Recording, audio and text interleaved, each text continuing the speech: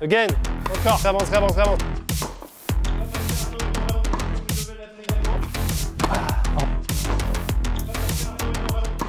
Voilà. Respiration. Petite pause, respi. Moi j'ai un peu de mal là. Vous avez l'air nickel et moi je suis à deux doigts de la PLS. Juliette, on va parler avec toi. Ça fait combien de temps que tu as adhéré au Brest Tennis Coaching? Là, j'entame ma 2e année. C'est quoi ton niveau de tennis déjà pour commencer? Je suis classée 4-6. D'accord. 4-6 à 17 ans, c'est pas mal. Qu'est-ce qui t'a plu? Ouais. Ce que me proposait Antoine, Ouais. c'est-à-dire une préparation physique en plus des entraînements de tennis et sa manière différente d'entraîner des autres coachs en général. Ouais. On va parler des choses moins agréables, les études. T'es en quelle classe toi? Terminale générale. Là, tu penses que tu vas ralentir au moment du bac? J'essaie de gérer en général, de bien m'organiser, mais après, moi pour ma part avec les études derrière, ça a été un peu compliqué quoi, de continuer à la même intensité. Merci à toutes les trois de taper des balles avec moi, vous êtes bien sympas. On y retourne? Allez, Allez, on y retourne. alors, excuse. Allez, continuité de jeu de jambes, Arnaud. Il y a des bonnes choses, mais on ne s'arrête pas entre les bonnes choses. On continue à rester en action et à être fluide.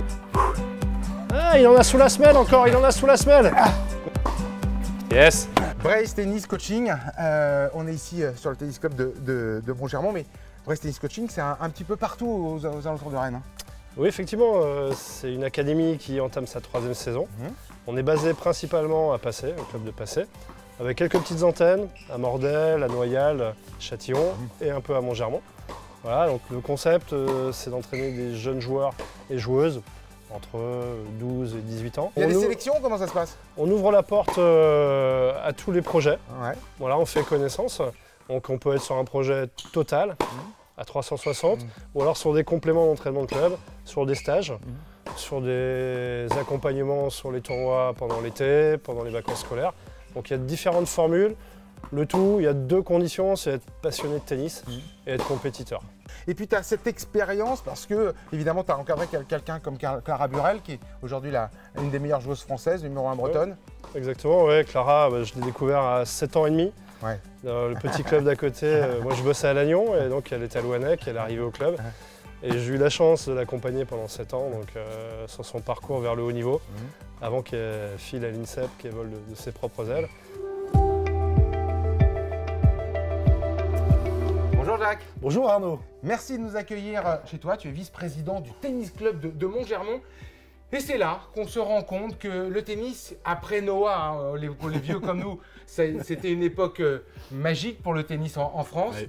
Et puis dans les années 90, ça s'est éteint petit à petit, avant de renaître de ses cendres. Allez, je vais dire, il y a une dizaine d'années, c'est un peu le cas ici à Montgermont? Oui, c'est ça. C'est-à-dire que Montgermont, il y a une dizaine d'années, était un petit peu un club endormi. Il y avait 70, 75 licenciés. Il y avait très peu d'équipes. Il n'y avait pas d'équipe féminine. On avait 2 équipes masculines.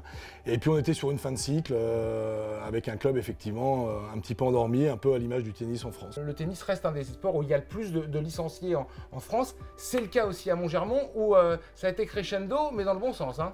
Alors effectivement dans le bon sens parce qu'on a décidé de créer un projet club, c'est-à-dire avec une petite équipe réduite, on a essayé de relancer les choses et on s'est réunis, on s'est dit qu'est-ce qu'on peut faire pour relancer un petit peu le tennis. Donc on a monté un projet de création d'un clubhouse pour la convivialité. Ouais, il est tout neuf ce clubhouse. Hein. Il est tout neuf, il a été inauguré effectivement l'hiver dernier. C'est la 2e salle aussi effectivement qui est toute neuve. La première salle historique mais qui a été refaite. Donc voilà, on a créé un projet de relancer un petit peu les infrastructures dans un premier temps et puis d'aller chercher un prof, quelqu'un qui croyait en nous, en notre projet, en nos envies. Et on a eu la chance de rencontrer Gaël Delahousse qui à l'époque avait 28 ans, était en reconversion professionnelle et avait envie de se lancer dans l'enseignement du tennis. Donc on a fait un pari commun, un pari gagnant. Et puis voilà, il s'est formé, il a commencé chez nous et puis on a grandi ensemble.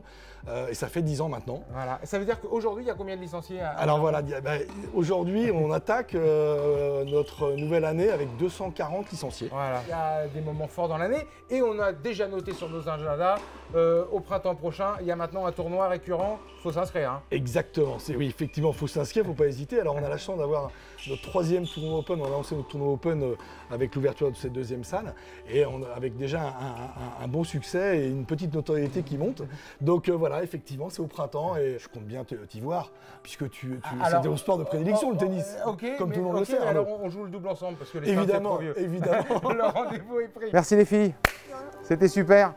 Travaillez bien, hein. Je vous laisse comme ça, mais je compte sur vous. Hein.